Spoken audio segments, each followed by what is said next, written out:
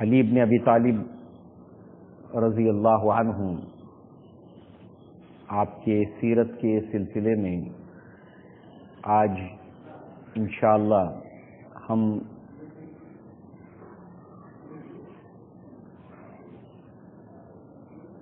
صلح حدیبیہ کے بعد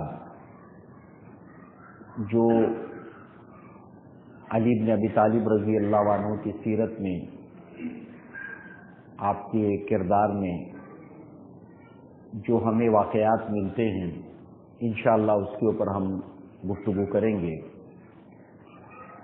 صلح حدیبیہ کے تعلق سے ہم نے یہ سنا تھا کہ اللہ کے نبی صلی اللہ علیہ وسلم 1400 صحابہ کرام کے ساتھ سن 6 ہجری میں عمرہ کی نیت سے مکہ پہنچے اور قریش نے صحابہ کرام کو عمرہ کرنے نہیں دیا، اور اللہ کے نبی صلی اللہ علیہ وسلم کا یہ عمرہ کے لیے آنے کا فیصلہ وحی کی بنیاد کے اوپر تھا، جس کا ذکر جو ہے سورہ فتح میں موجود ہے۔ اللہ تعالیٰ نے اپنے نبی کو خواب دکھایا اور اسی کے مطابق آپ عمرہ کے لیے چلے، مگر اس میں اس بات کا تعین نہیں تھا کہ یہ عمرہ کی تکمیل پورے امن و امان کے ساتھ کون سے سال میں ہوگی۔ تو دراصل اللہ کے نبی 6 سال گئے ہجرت کے، عمرہ نہیں ہو سکا، واپس لوٹ آئے۔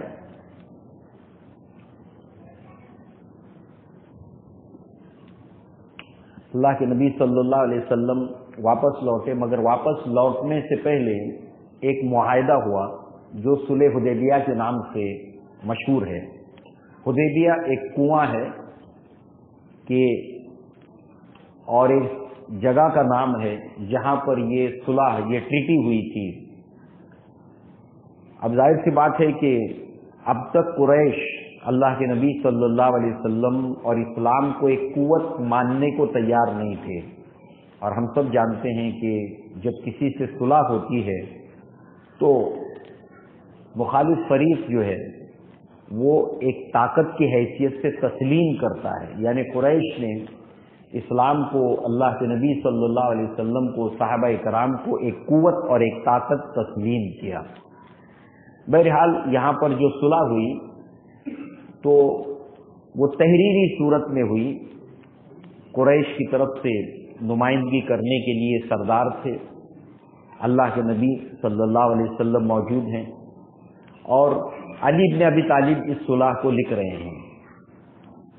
اللہ کے نبی صلی اللہ علیہ وسلم نے علی بن ابی طالب کو حکم دیا کہ علی لکھو بسم اللہ الرحمن الرحیم۔ تو قریش نے آبجیکشن اٹھایا کہ ہماری ریت، ہمارا رواج یہ نہیں ہے، ہمارے باپ داداؤں کا طریقہ یہ نہیں ہے، تو ہمارے باپ داداؤں کے طریقے پر آپ لکھیں بسمک اللہم۔ اللہ کے نبی نے ایسا کرنے کو کہا، اور پھر اس کے بعد جو اس کی پہلی شرط تھی کہ یہ معاہدہ قریش اور محمد رسول اللہ صلی اللہ علیہ وسلم کے درمیان ہے، تو علی بن ابی طالب نے جب لکھا تو قریش نے اس پر اعتراض جتایا کہ ہم آپ کو رسول تو مانتے نہیں، جھگڑا تو اسی بات کا ہے۔ تو اللہ کے نبی صلی اللہ علیہ وسلم نے فرمایا کہ تم مانو یا نہ مانو، میں تو اللہ کا رسول ہوں۔ اللہ کے نبی نے علی بن ابی طالب سے کہا کہ جو محمد رسول اللہ لکھا ہے اس کو مٹا دو۔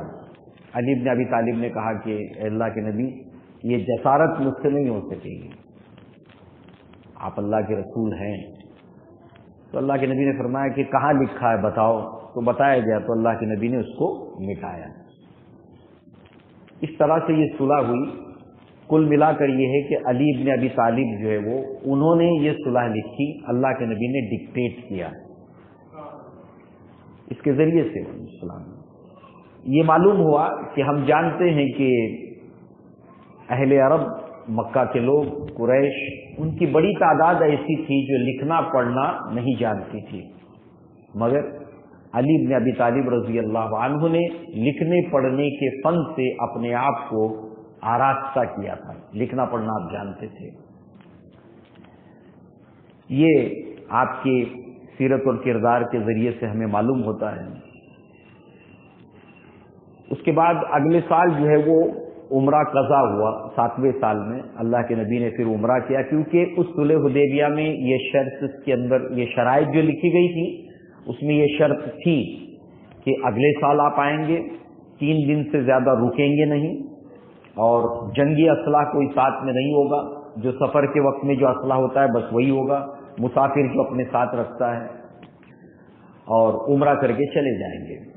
تو اس کے مطابق اگلے سال اللہ کے نبی صلی اللہ علیہ وسلم تشریف لائے، اور اب کی بار آپ کے ساتھ جو تعداد تھی وہ پہلے سے زیادہ تھی۔ مگر یہ بات بھی ہمیں معلوم رہے کہ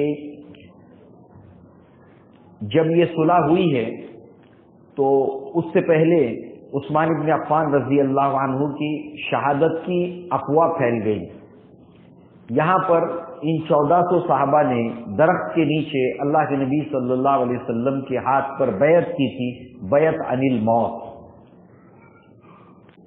اور اس کے اندر علی بن ابی طالب اس بیعت کے اندر شامل تھے ان 1400 صحابہ کے ساتھ، کیونکہ اللہ تعالیٰ نے ان 1400 صحابہ کے تعلق سے جنہوں نے اس درخت کے نیچے بیعت کی تھی، اللہ رب العزت نے فرمایا کہ ان کے ہاتھ کے اوپر اللہ کا ہاتھ ہے، ید اللہ، اللہ کا ہاتھ ان کے اوپر ان کے ہاتھ کے اوپر ہے، اور اللہ تعالیٰ نے انہیں مغفرت کی بشارت سنائی جو اللہ کے نبی کے ساتھ صلح حدیبیہ میں شامل تھے اور جنہوں نے بیعت کی تھی۔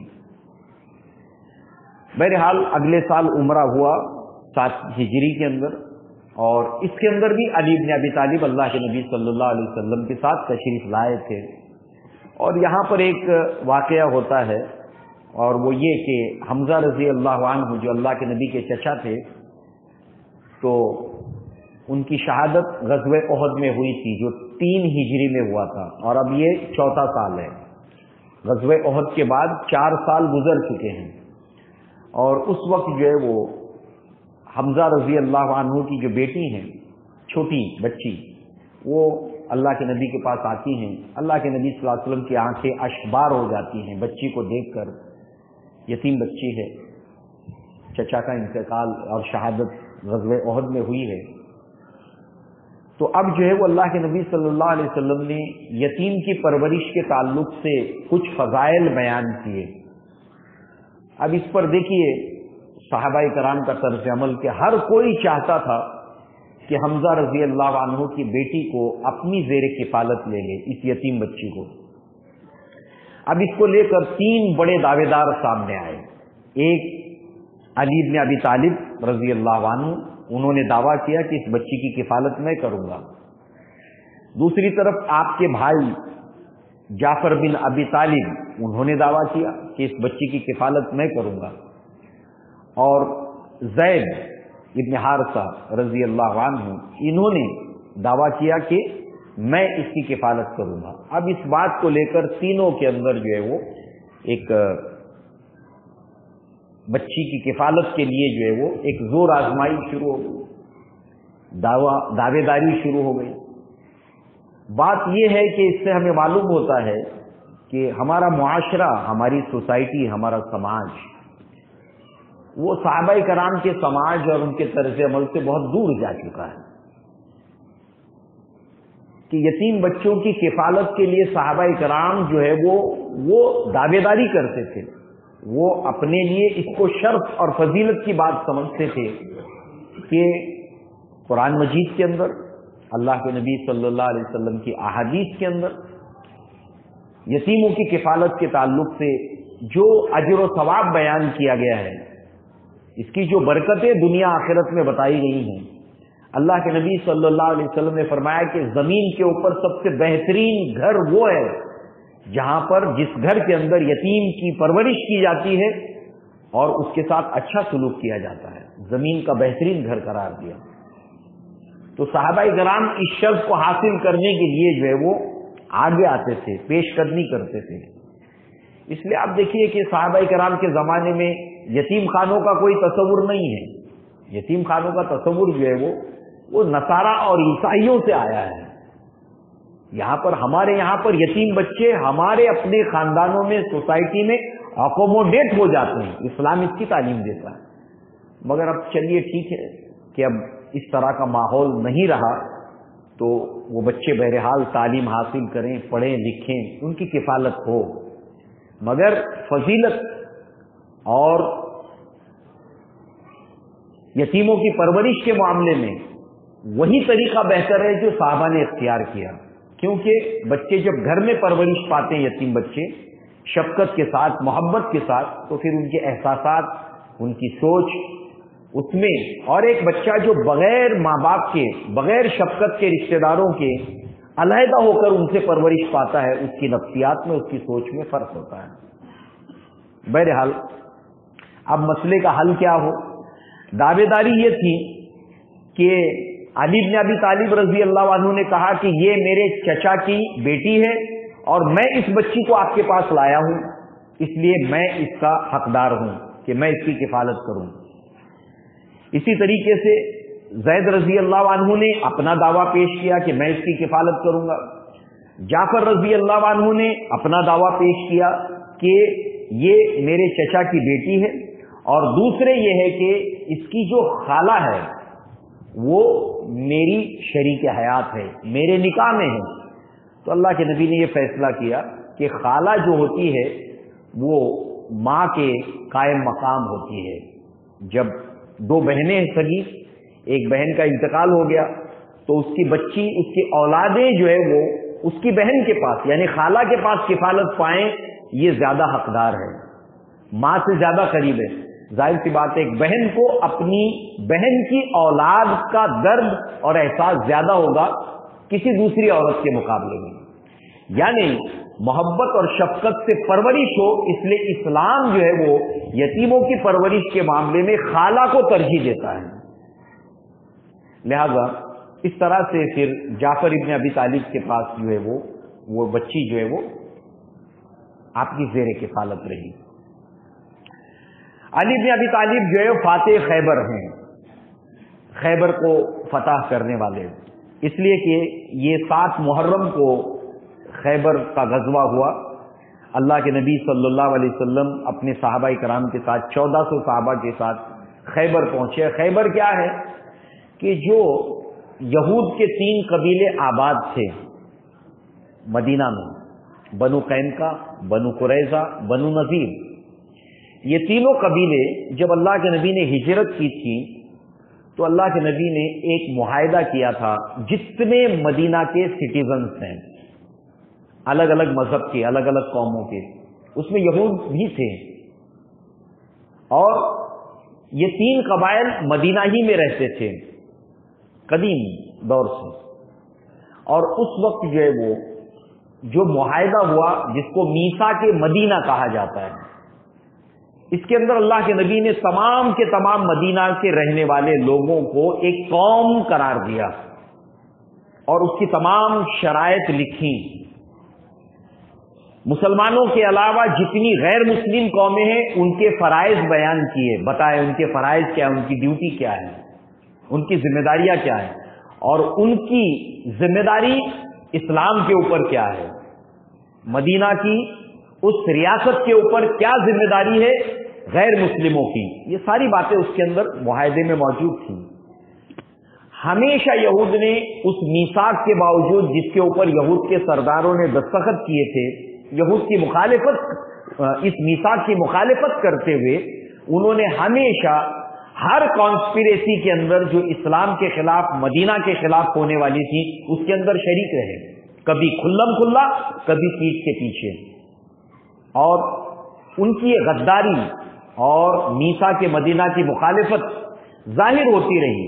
اللہ کے نبی نے ایک ایک کر کے انہیں مدینہ سے مدینہ بدر کر دیا، انہیں نکال دیا شہر سے۔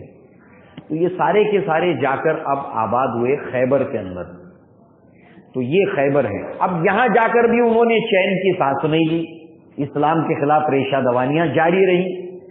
لہذا ایسے ہی مدینہ کے خلاف ایک سازش کے نتیجے میں اللہ کے نبی صلی اللہ علیہ وسلم جو ہے وہ یہاں پر پہنچتے ہیں خیبر، اور یہ غزوہ ہوتا ہے۔ اور محاصرہ کیا جاتا ہے، چونکہ وہ قلعہ نما جو ہے وہ محلے ہوتے تھے جہاں چار طرف سے دیوار ہوتی تھی، اس کے اندر رہتے تھے تینوں بھی قبائل، لہذا جو ہے وہ اللہ کے نبی نے محاصرہ کیا اور محاصرہ کافی طول اختیار کر گیا۔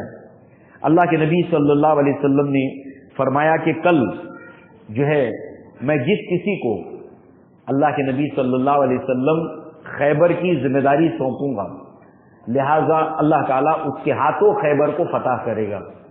اس وقت علی بن ابی طالب رضی اللہ عنہ کی آنکھیں آئی ہوئی تھی، آشوب آنکھیں آتی ہیں نا، تو آنکھیں آئی ہوئی تھی۔ اللہ کے نبی نے اپنا لعاب علی بن ابی طالب کی آنکھوں پر لگایا، اس سے علی بن ابی طالب الحمدللہ شفایاب ہوئے۔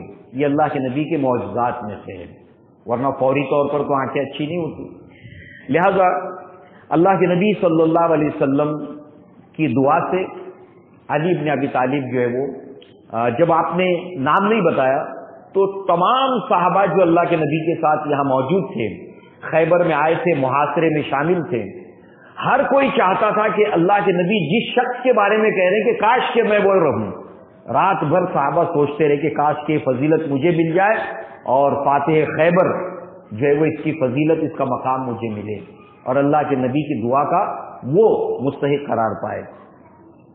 لہذا جو ہے وہ اللہ کے نبی صلی اللہ علیہ وسلم نے صبح کے اندر جو ہے وہ جو نام ڈکلیئر کیا وہ علی بن ابی طالب کا تھا۔ تو یہ علی بن ابی طالب کا شرف ہے، علی بن ابی طالب کی فضیلت ہے۔ اسی غزوے کے اندر جو ہے وہ مرحب نامی پہلوان، بہت ہی نامچین پہلوان تھا، علی بن ابی طالب نے اس کو واصل جہنم کیا۔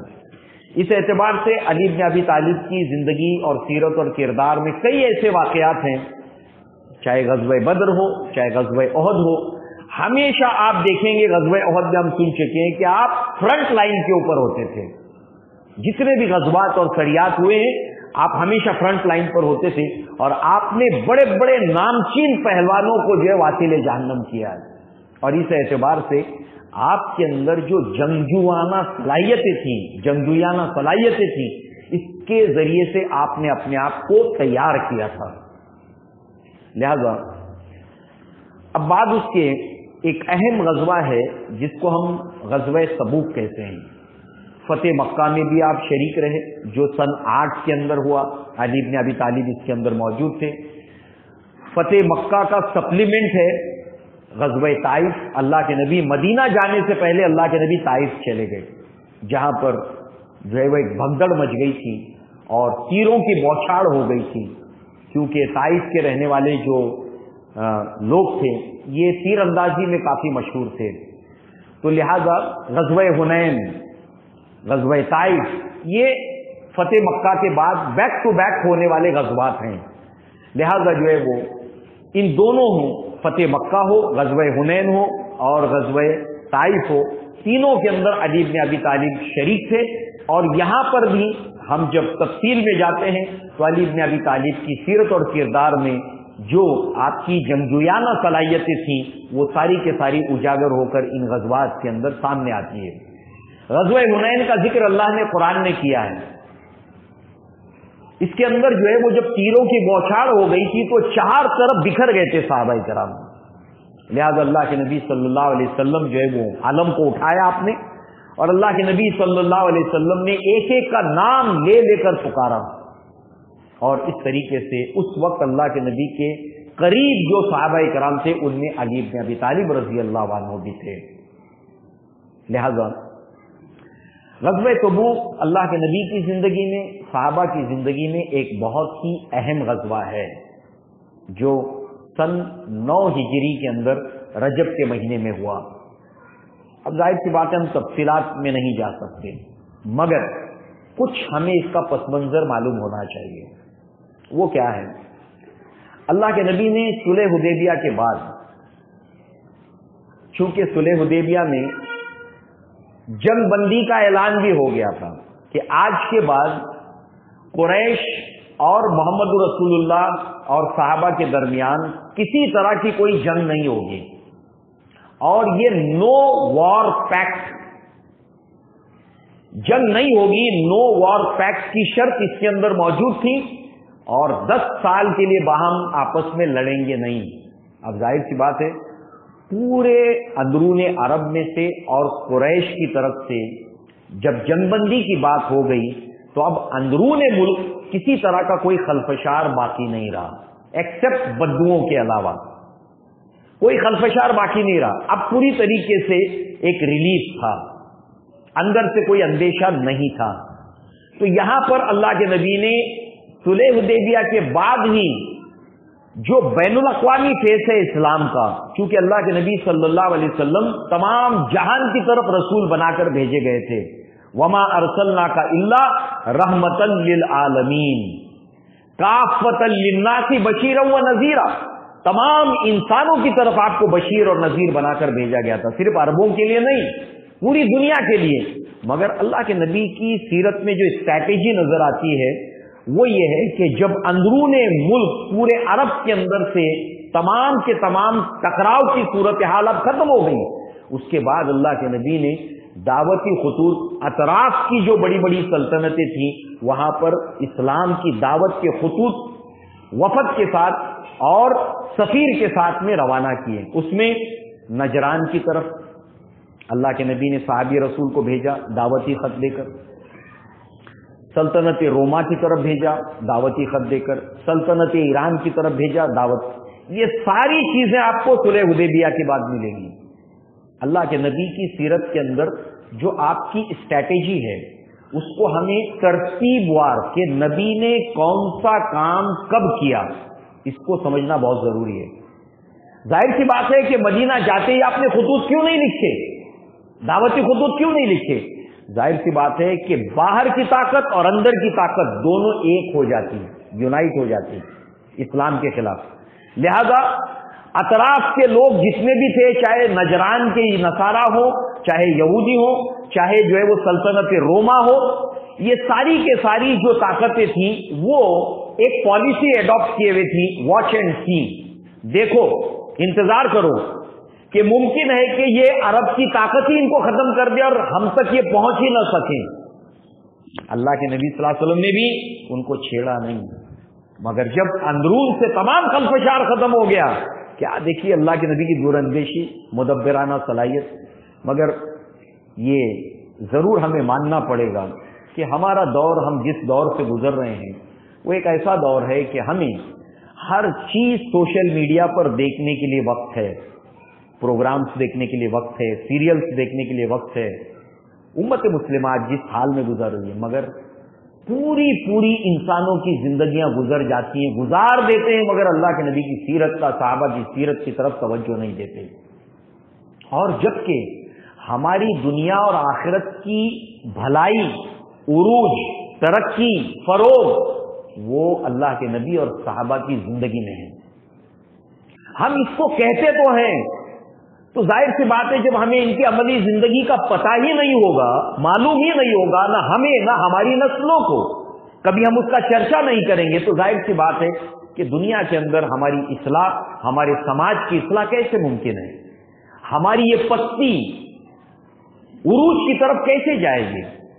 اس زوال کو ہم عروج سے کیسے تبدیل کر پائیں گے جب تک کہ ہم اپنے آپ کو، اپنے سماج کو صحابہ سے نہ جوڑیں، اللہ کے نبی سے نہ جوڑیں۔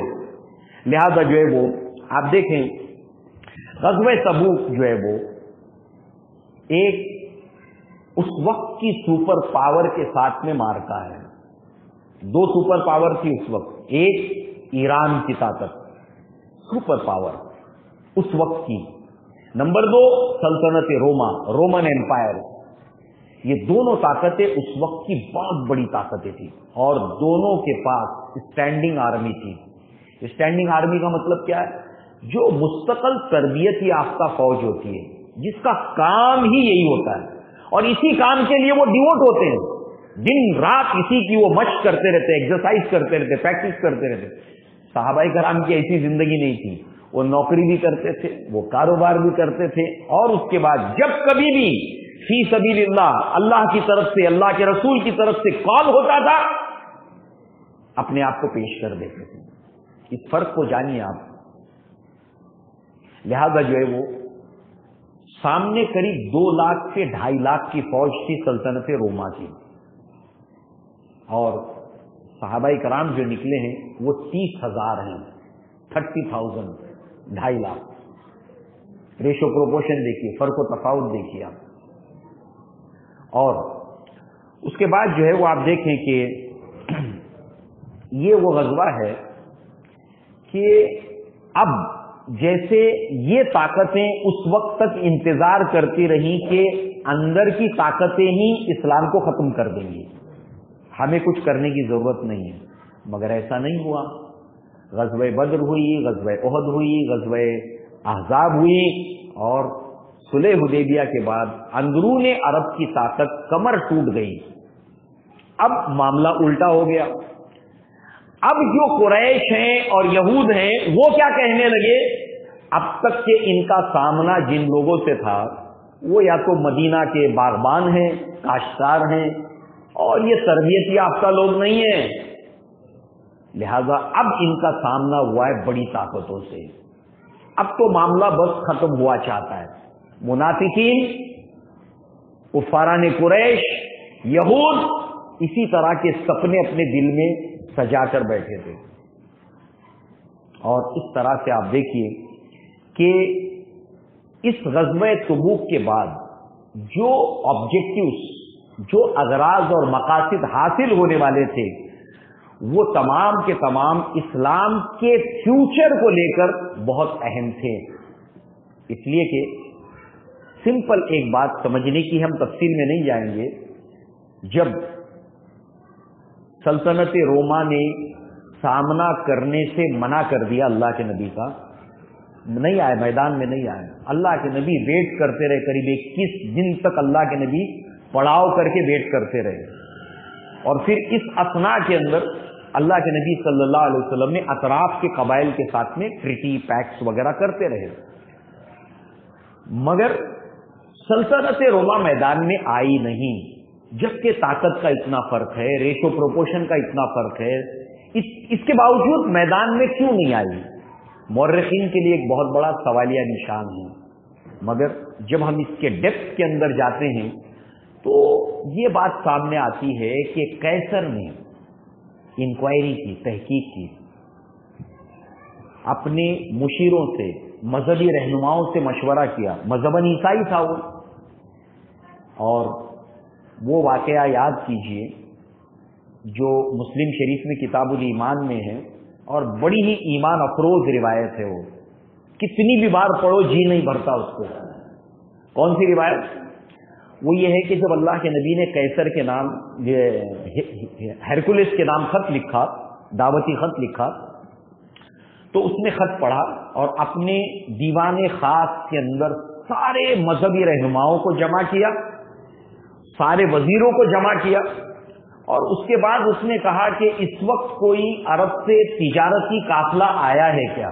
تو بتایا گیا کہ ایلیا شہر ہے، ایلیا شہر کے اندر مکہ سے قافلہ آیا ہے تجارت کی غرض سے، ٹریڈ کی غرض سے، کہا اس کو میرے سامنے پیش کرو۔ پیش کیا گیا،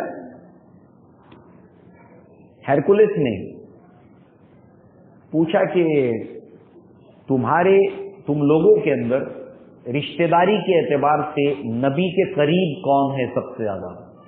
ابو سفیان نے کہا کہ ان سب میں میری رشتہ داری نبی سے بہت کلوز ہے، قریبی ہے۔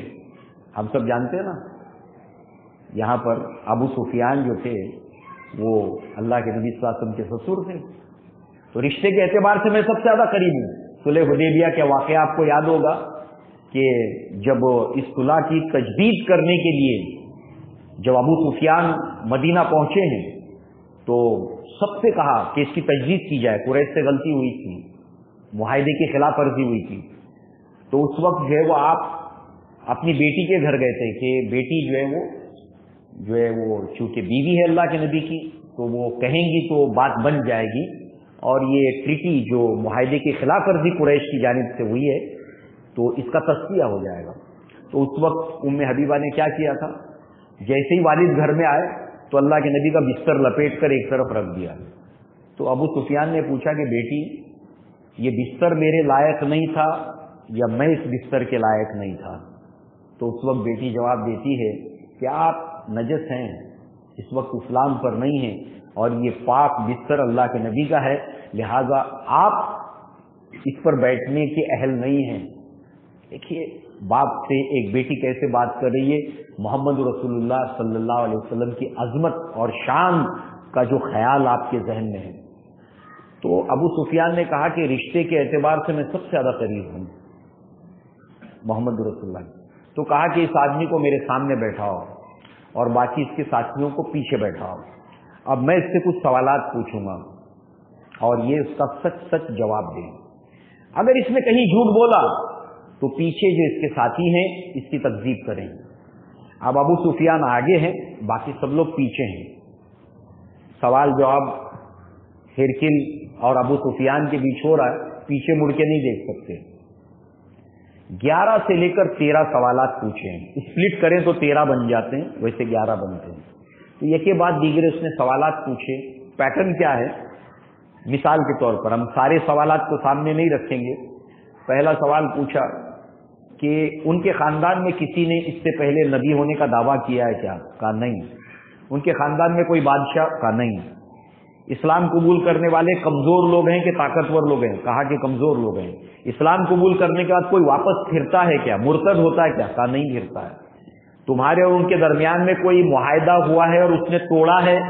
تو کہا اب تک تو ایسا نہیں ہوا، اب تک تو ایسا نہیں ہوا، مگر ابھی ان کے اور ہمارے بیچ میں ایک معاہدہ ہوا ہے، صلح حدیبیہ۔ اب معلوم نہیں کہ وہ کیا کریں گے۔ ابو سفیان کہتے بس اتنی بات ہے جو تھوڑی سی میں شامل کر سکا اس میں، لہذا جو ہے وہ جب سارے سوالات اور اس کا جواب آ گیا تو اس کے بعد میں ان تمام سوالات کو اس نے ریپیٹ کیا۔ پیٹرن دیکھیے، میں نے تم سے کہا کہ انہوں نے کبھی جھوٹ بولا؟ اس نے کہا کہ جھوٹ نہیں بولا۔ سنو، نبی کبھی جھوٹ نہیں بولتا۔ یعنی اس نے 11 سوالات کے جوابات کو آپ کے رسول ہونے کی دلیل بنا کر پورے دربار میں پیش کیا۔ مفسرین علماء سیرت کہتے ہیں اس کا منشا یہ تھا کہ اگر یہ دربار اور یہ مذہبی رہنما اگر اسلام قبول کر لیتے ہیں تو سب کے سب مسلمان بھی ہو جائیں گے اور میرا گدی، میرا جو میں بادشاہ ہوں وہ بھی برقرار رہے گا، ورنہ کہیں ایسا نہ ہو کہ بغاوت کر جائیں۔ تو اس کے بعد جتنے مذہبی رہنما اور وزیر تھے وہ غصے میں ان کے چہرے سرخ ہو گئے، نتنوں سے آوازیں آنے لگی، ناک کے نتنوں سے آوازیں آنے لگی۔ یہ سمجھ گیا کہ یہ اسلام قبول کرنے کو تیار نہیں، یہ بغاوت پر اترے ہیں، میرا تخت و تاج چلا جائے گا۔ تو پھر اس نے جو اب یو ٹرن لے لیا، میں تو چیک کرنا چاہتا تھا کہ تم عیسائیت کے اوپر ثابت قدم ہو کہ نہیں ہو۔ مگر اس سے پہلے کہ اس نے جملہ کہا وہ یہ ہے کہ اگر یہ نبی وہی نبی ہیں سچے جن کی پیشن گوئی کتابوں میں کی گئی ہے، اگر میں ان کے قریب ہوتا تو ان کے پاؤں دھوتا، اور سنو کہ جس جگہ پر میں کھڑا ہوں یہاں تک اسلام پہنچ کر رہے گا۔ یعنی اہل کتاب یہ بات جانتے تھے کہ آپ سچے رسول ہیں۔ یعرفونہ کما یعرفون ابناءہم، وہ رسول اللہ کو ایسے پہچان گئے ہیں جیسے اپنے بیٹے کو پہچاننے میں وہ دھوکہ نہیں کھاتے۔ بہرحال اب اندرون عرب کے جتنے بھی دشمنان اسلام ہے وہ انتظار میں تھے کہ اب یہ واپس لوٹیں گے نہیں۔ اگر آپ کو اس کو پڑھنا ہے سورہ توبہ پڑھیے، یہ گئے تو ہیں یہ اب واپس نہیں آنے والے۔